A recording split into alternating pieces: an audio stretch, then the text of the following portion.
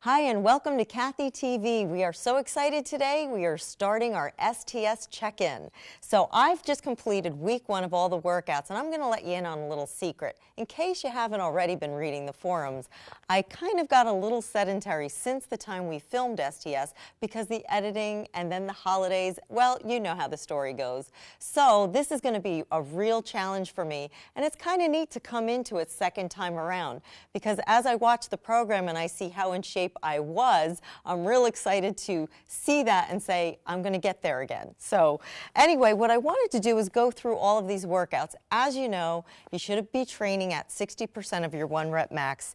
And I don't know if all of you, some of you already started beforehand, but those of you who have truly just started this week, the main thing that stood out to me was the variety and the change. It's like a circuit style workout, which was really a neat, fun approach. It keeps things moving. You never have time to get bored. You're always looking for some piece of equipment. And you might have had 2 reactions. One was, oh my gosh, there's so much going on. And initially you might have said, I don't feel like one area was really worked all that hard. And then suddenly as the day goes on and you're sitting down going about your business and you stand up and go, ooh, I'm feeling that. So trust me, the formula does work. Each and every mesocycle of the program has its own unique style and format, which makes it work. So this one is more circuit-like, and I'm going to just run through some things that stood out to me. The first one was chest, shoulders, biceps, and obviously the push-ups really, there are tons of variety, tons of ways to do them. And at first, it does, when you look at what's coming at you, at first it does look like, wow, look at all those push-ups. But you do notice that between doing biceps and shoulders in the interim, it really kind of breaks up that and you feel like, oh, I'm ready to do a few more push-ups. So it's not that bad. And remember, if any style of push-up is too difficult for you, you can either repeat one that was your favorite or you can go back to the ones I showed you in last week's segment, which were really modified versions if any of these variations are too hard for you. One thing I also noticed was biceps really, were they harder than I recalled. I found myself also needing to slow down way more. I must have been really conditioned when we were filming before and the adrenaline because I was doing this and I could hang with a lot of it, but then say the partials or the 21s where you did bottom half, top half, suddenly the full range, I was way slower than I was on tape. So if you're experiencing that too, no problem. That's the beauty of not doing it to a beat or feeling that you have to rush along. This is your program. Take it at your own speed. Okay, so let me look into the next one, which was back and triceps. Well, obviously the big winners there were the pull-ups. They definitely stood out. But how about those bands? I never underestimate those bands. And you'll notice if you now have your non-latex version that we have in the Fitness by Cathe line, it's a lot more intense than the green ones you might have had in the past. So you might find yourself running for that less resistance one, which I believe is the pink one in the packet. No problem there. You'll eventually work up to the new tension in this band. If you are using another band that you are currently had, keep in mind that that one has way more pliability in it than the Fitness by Cathe one. So if you're experiencing that difference or thinking, gee, they look like they're struggling there, mine's a lot easier, you're lucky if you have the easier one. But a lot of these things where I connected a pull-up with band work, I did on purpose because if you're not actually doing the pull-up itself, you're going to want that fire behind it with band work to really get in those muscle fibers and get in there well. There's a couple of exercises right at the end of back and triceps that I'd like to review. One is the side-lying one-arm push-ups, and the other one is Superman.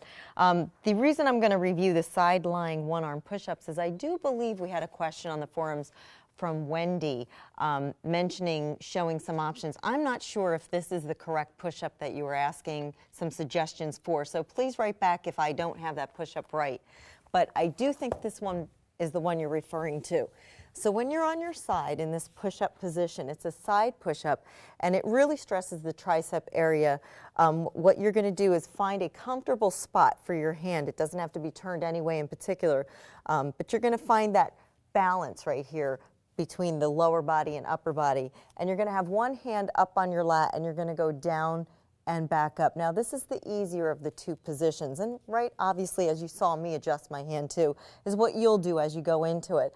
A modification at this point, because it's already fairly advanced, and if you want to give it a whirl though, I would say to just do this in isolation. Come down a little bit as far as you can, hold the movement for about 20 to 30 seconds and then go back up, as opposed to going deeper and all the way up. Now, if you can do this level of the push-ups, and it's the actual other version that we go to that you struggle with, I would say stay with this version until you get your strength up before you even go here. But if you are here and you can get one or two, again, go down as far as you can and hold it 20 to 30 seconds till you find yourself able to do one complete rep. And then from there, progress. This position definitely increases the range of motion and suddenly puts a lot more tension on the tricep and upper body and outer pec area, which I think you made mention of. So that's a correct observation. And you're going to just go down with control. Try not to match our speed if you're learning this or struggling with this. Just do as many as you comfortably can and then stop with that. That's pretty much the only variation or modification that we have for that particular push-up. So if that one doesn't work for you, enjoy any of the other variations that we show in the program. The other exercise I want to show you is the Superman. I'm going to get down right in this position.